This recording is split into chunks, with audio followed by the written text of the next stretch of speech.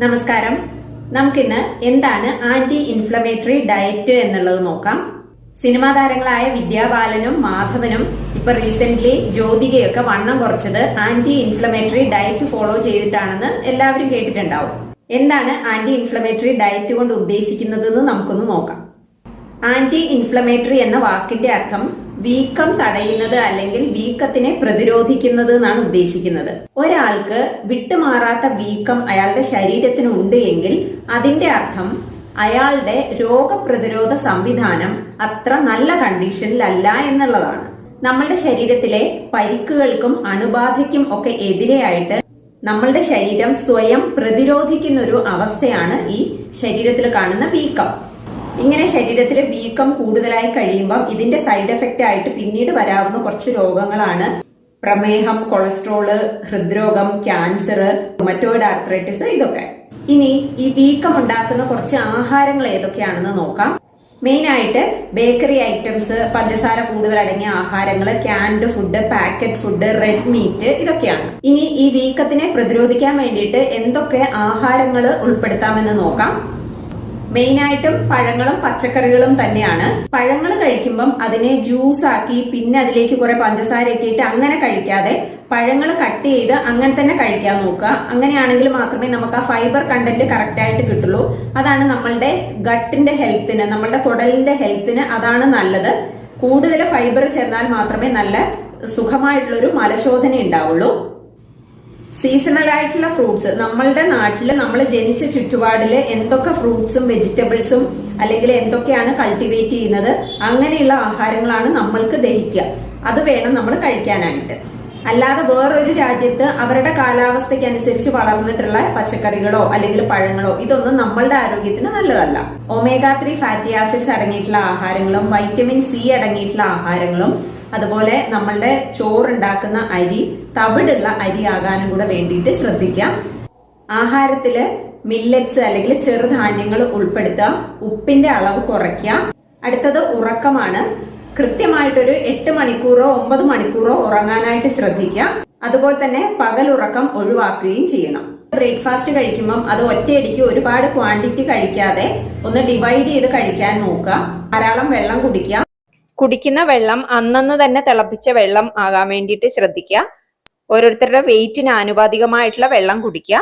25 കിലോയ്ക്ക് 1 ലിറ്റർ എന്നുള്ള രീതിയിൽ ടോട്ടൽ വെയിറ്റിനനുസരിച്ചുള്ള വെള്ളം കുടിക്കാനായിട്ട് ശ്രദ്ധിക്കണം. ദഹിക്കാൻ എളുപ്പമുള്ള ആഹാരം രാത്രിയിൽ കഴിക്കുക.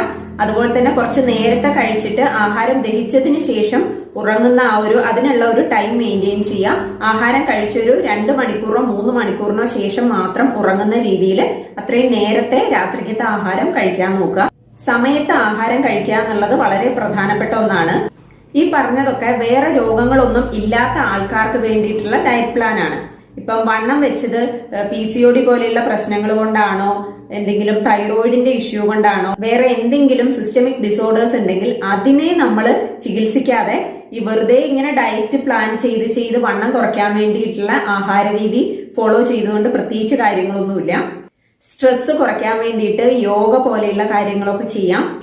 രക്തക്കുറവുള്ളവര് അതിന് മരുന്ന് കഴിക്കണമെങ്കിൽ അങ്ങനെ മരുന്ന് കഴിക്കുക. ഇല്ലെങ്കിൽ അതിനുള്ളതും കൂടെ ആഹാരത്തിൽ ഉൾപ്പെടുത്തുക. വിറ്റാമിൻ D ശരീരത്തിൽ കുറവുള്ളവര് വെയിൽ കൊള്ളുകയും അതിനുള്ള സപ്ലിമെന്റ് എടുക്കുകയും ചെയ്യുക.